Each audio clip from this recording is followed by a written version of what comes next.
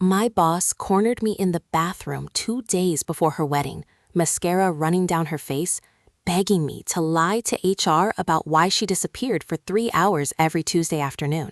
She said if I didn't cover for her, she'd destroy my career. What she didn't know was that I'd already found the emails, and I had already made my decision. Before I tell you what happened next, make sure you hit that like button and subscribe if you haven't already. I really want to know what you think about this situation, so drop a comment below telling me if you think I was right or wrong. Trust me, this story gets absolutely wild. I've been working at Morrison and Associates, a mid-sized accounting firm, for almost 4 years now. I started there right out of college, bright-eyed and eager, ready to climb the corporate ladder. For the first 2 years, everything was great. I worked hard, got good reviews, and genuinely loved my job. Then Victoria Chen became my direct supervisor. Victoria was brought in from another branch to lead our department after our previous manager retired. She was in her late 30s, impeccably dressed, with this air of confidence that honestly made me admire her at first. She had this way of commanding a room, and I thought, finally, a strong female leader I could learn from. How wrong I was.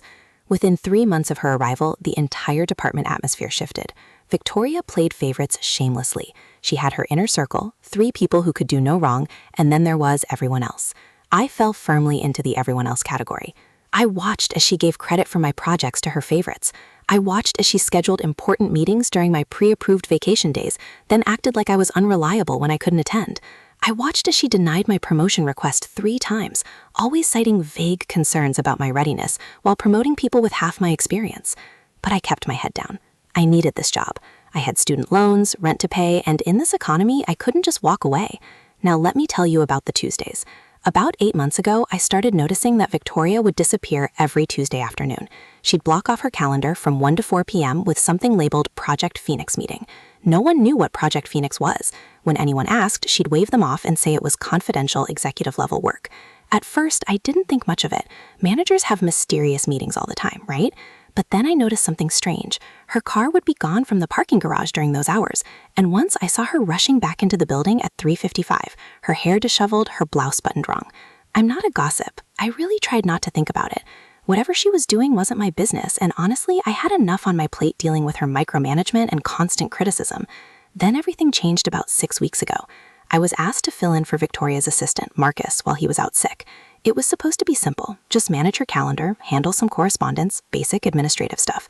But Victoria's email was connected to her calendar, and I needed access to send meeting confirmations. That's when I saw them, the emails. There was a folder labeled PP, and curious about Project Phoenix, I clicked on it. What I found made my stomach drop. Dozens of emails between Victoria and a man named Derek. Explicit messages, photos I wish I could unsee, plans for their Tuesday afternoon rendezvous at a hotel across town. Now here's the thing. Victoria was engaged. Her massive engagement ring was practically a fixture in the office. She talked about her fiancé, James, constantly. Their wedding was 6 weeks away, a destination event in Napa Valley that she wouldn't shut up about. And Derek? Derek wasn't just some random guy. Derek was Derek Morrison, as in Morrison and Associates, as in the CEO's son, as in a married father of 2 who worked in our finance department. I closed the folder immediately, my hand shaking. I didn't know what to do. This wasn't my business, but I had seen it. I couldn't unsee it. I decided to do nothing. I know that might sound cowardly, but what was I supposed to do? Go to HR and say, hey, I accidentally found evidence that my boss is having an affair with the CEO's married son? In what world does that end well for me? So I kept quiet. Marcus came back, life went on, and I tried desperately to forget what I had seen. Then came last Monday. Victoria called me into her office and closed the door. She looked at me with this cold, calculating expression and said she had been reviewing my performance. She told me that despite 4 years of solid work, she didn't think I was a good fit for the team anymore. She was putting me on a performance improvement plan. A PIP, the corporate kiss of death. Anyone who's worked in an office knows that a PIP is usually just the company building a paper trail to fire you. I was stunned. My performance reviews had always been good before she arrived. I had client commendations, I had never missed a deadline. But suddenly, according to Victoria, I was underperforming. The worst part? She smiled while she said it. This tight, satisfied little smile that told me she was enjoying this. I asked her what specifically I had done wrong. She gave me vague answers. Attitude issues, lack of initiative, not being a team player. When I pushed for examples, she got defensive and told me that my inability to accept feedback was exactly the problem she was talking about. I went home that night and cried. 4 years of hard work, and this was how it was going to end. I started updating my resume, reaching out to contacts, preparing for the inevitable. But then I got angry. Why was I the one being punished? I had done nothing wrong. Meanwhile, Victoria was spending 3 hours every Tuesday cheating on her fiancé with the CEO's married son, and she still got to waltz around the office like she owned the place? On Tuesday morning, I made a decision. I wasn't going to go down without a fight. I went to HR, but not about the affair. I went about the PIP. I brought documentation, every positive review, every client compliment, every project I'd led successfully. I told them I believed I was being unfairly targeted and asked for clarification on the specific performance issues Victoria had cited. The HR representative, a woman named Sandra, looked uncomfortable. She pulled up Victoria's documentation and frowned. There was almost nothing there. Vague notes, no specific incidents, no prior warnings. It was clear that Victoria had done this impulsively, probably because she suspected I knew something. Sandra told me she would look into it and get back to me. That afternoon, Victoria found me in the women's bathroom. She locked the door behind her, and I'll never forget the look on her face. Panic. Pure, desperate panic. "Victoria, are you okay?" I asked, even though I knew something was very wrong. She grabbed my arm, her perfectly manicured nails digging into my skin. "What did you tell HR?" she demanded. I told her the truth, that I went to HR about the PIP because I didn't understand why I was being put on one. Her eyes narrowed. "That's all you said? Nothing else?" I knew what she was really asking. I knew she was terrified that I told them about Derek. I should have just said, yes, that's all. But something in me snapped. Maybe it was the way she was gripping my arm. Maybe it was the months of mistreatment. Maybe it was watching her try to destroy my career while she got to live her perfect double life. I looked her straight in the eye and said, "I don't know, Victoria. Is there something else you think I should have mentioned?" Her face went white. "You saw the emails," she whispered. "I knew Marcus didn't move that folder.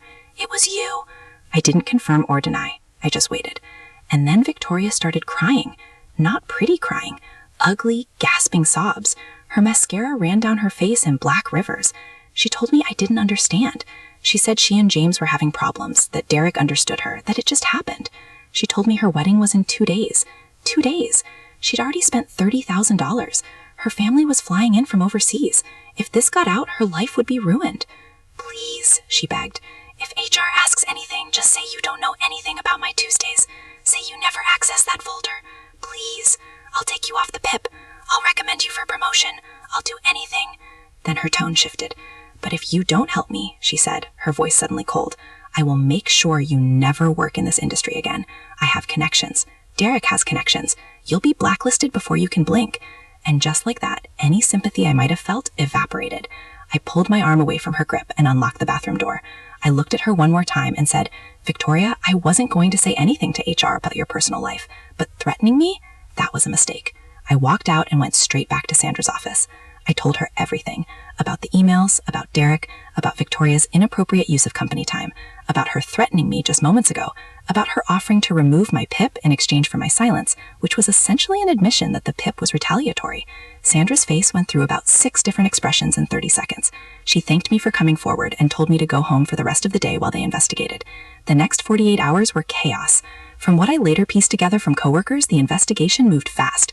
They pulled security footage showing Victoria leaving during her supposed Project Phoenix meetings. They audited her emails. They brought in Derek for questioning. Here's where it gets really messy. It turns out Victoria and Derek had been using company resources for their affair.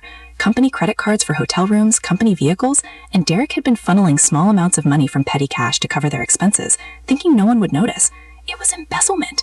Small scale, but still embezzlement. Victoria was fired 2 days before her wedding. She had to call her family, call her vendors, cancel everything. Derek was also terminated and is now facing potential legal action. His wife filed for divorce the same week. And me? My PIP was immediately rescinded. HR apologized for not catching the retaliatory nature of it sooner. I was offered a promotion and a raise, which I accepted. But not everyone thinks I did the right thing. Some of my coworkers think I went too far. They say I should have just taken the PIP removal and stayed quiet. They say I ruined Victoria's life over an affair that wasn't really my business. One person even said I was just jealous of her success. But here's the thing. I didn't go to HR about the affair initially. I went about the unfair PIP. Victoria is the one who threatened me. Victoria is the one who tried to bribe me. Victoria is the one who made this about more than just her personal choices. And honestly, I don't feel bad about the wedding being canceled. James deserved to know who he was marrying. Would it have been better if he found out after the wedding? After they had kids? After years of lies? Still, I can't help but wonder, did I do the right thing? Should I have just let it go? Should I have found another way? So Reddit, am I the one in the wrong here? Thank you so much for listening to my story all the way through. I really appreciate you being here. If you enjoyed this video, please give it a like and subscribe so you don't miss the next one. And hey, if you have your own workplace nightmare or HR horror story that you want me to share, drop it in the comments or send me a message. Your story could be featured in an upcoming video. Until next time, take care of yourselves out there.